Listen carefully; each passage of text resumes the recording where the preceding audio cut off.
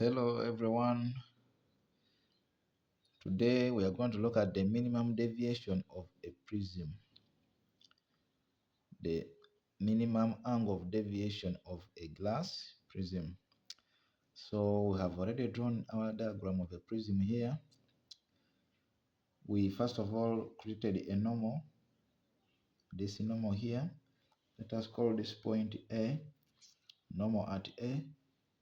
Let us call this point B, where we also created this normal here, normal at B.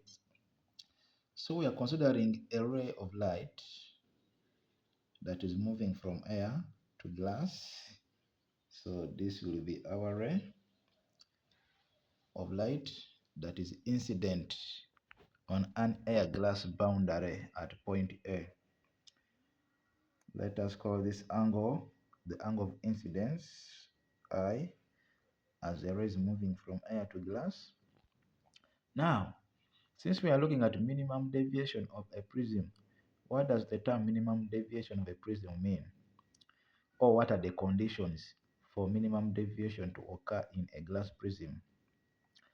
There are two conditions for which minimum deviation in a prism occurs. One is the angle of incidence at point A has to be equal to the angle of emergency at point B. The angle to which the ray of light is incident on the air glass boundary has to be equal to the angle of emergency. Let us call it I still. Why are we calling it I? Remember, the condition I'm talking about is for minimum deviation to occur, the angle of incidence on an air glass boundary has to be equal to the angle of emergency on a glass air boundary. So the first condition is the angle of incidence has to be equal to the angle of emergency. That's why we are having angle I, angle I. That is condition one for minimum deviation of a prism to do what? To take place. The second condition is the ray has to pass symmetrically through the prism. As the ray is moving from air to glass, it has to pass symmetrically through the prism. Now, as we are to derive the minimum angle of deviation caused by prism, we are going to consider this first condition, that the angle of incidence has to be equal to the angle of emergence. That's why we have I and I. So let us continue. As the ray is moving from air to glass, this is our ray. So it meets this boundary at point A, making an angle of incidence I. So as the ray is moving from air to glass, we expect this ray to do what? To be refracted. So this will be the refracted ray, hence making an angle of refraction R. Let us call the angle of refraction R. So as the ray continues propagating through that medium, which is glass, it reaches point B. Now this is the glass air boundary. So we are going to call this angle still R. This will act as the angle of incidence for a ray that is moving from glass air. Why are we calling it R? Remember, we said the angle of incidence has to be equal to the angle of what? Emergence. So if the angles of incidence and the angle of emergence are equal, then these two angles will also be the angle of refraction caused at point A has to be equal to this angle here caused at point B. That's why we are calling it R still. So that is how our ray is going to reach point B. So as it reaches point B and it is moving from glass back to air, it has to be refracted. So when it is refracted, this time around it will be refracted away from the normal. Remember, we created a normal at point B. This is our normal. So the refracted ray has to be moving away from the normal. Why? This is because the refractive index in glass is greater than that in air. At point A, this refracted ray was towards the normal. This is our normal, and this refracted ray was towards the normal. Reaching point B, it will be refracted back to air, but away from the normal. So let us continue. We are deriving the minimum angle of deviation caused by a prism. Let us look at point A. Back to point A. Deviation simply means change in direction. Change in direction of a ray. The ray has deviated. The ray has changed direction. So previously, as the ray was moving in air, this was its direction. Reaching point A, you can see that it changed what? Direction. So without the prism, we expect this ray would have taken that what? That direction. Okay? So the angle between the would-be direction of the ray when the prism was not in place and the refracted ray, that angle between the would-be direction of the ray and the refracted ray is what we call the angle of deviation. The angle of the deviation. So we are calling it D1, the angle of deviation. We are going to have the same case at point B. At point B. So let us also create this. This will be the direction of the ray, but it simply changed. So we are calling this one also D what? The D2. D2 simply meaning deviation caused at point B. The deviation of the ray at point B. So where these two directions meet, they are forming this angle, which we are calling D mean. D mean. D mean will simply denote the angle of minimum deviation. D minimum. D minimum. D mean.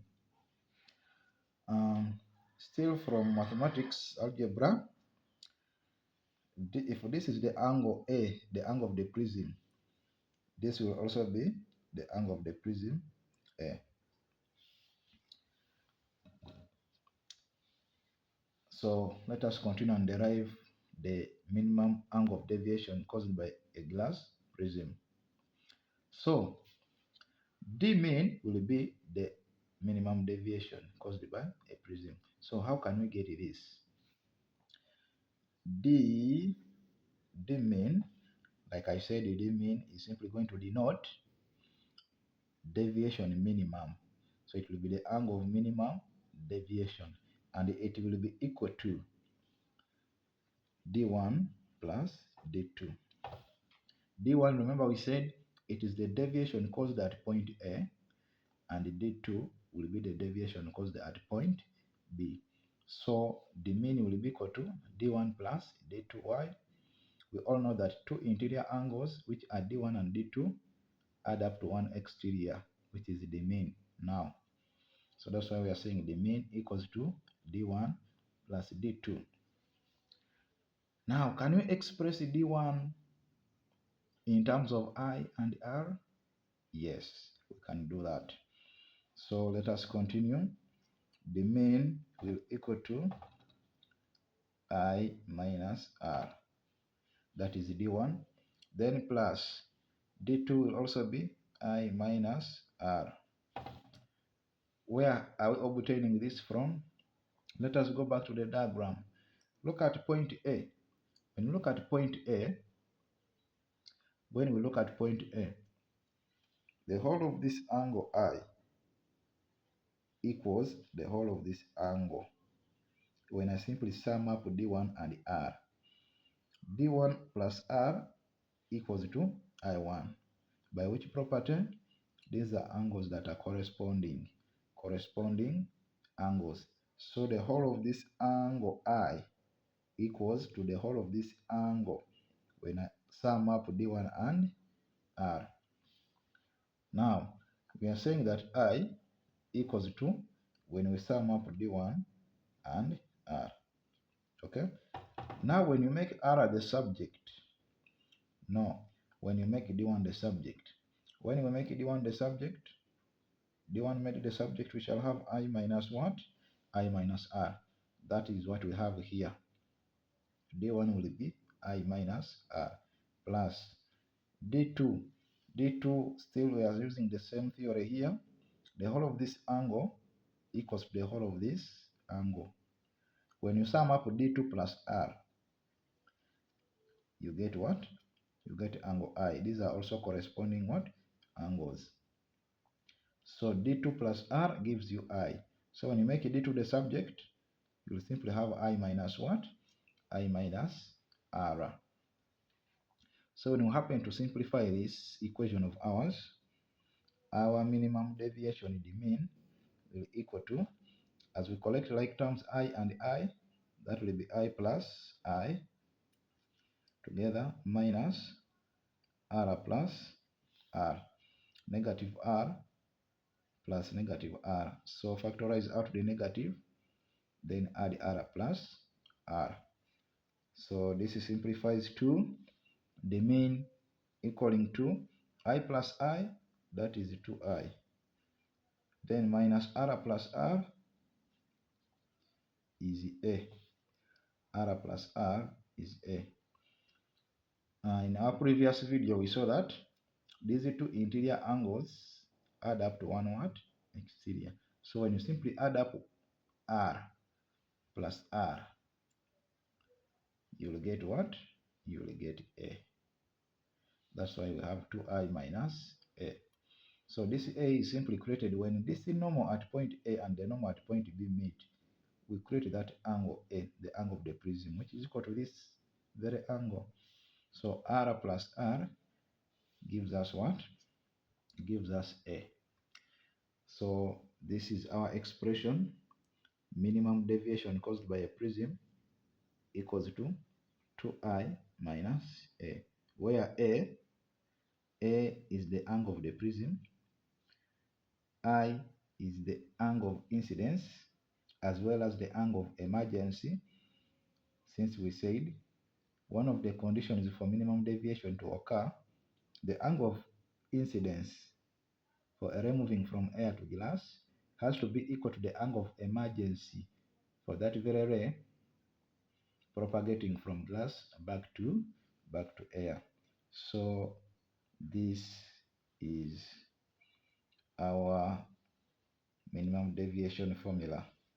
The angle of minimum deviation for a prism, the mean equals 2I minus A.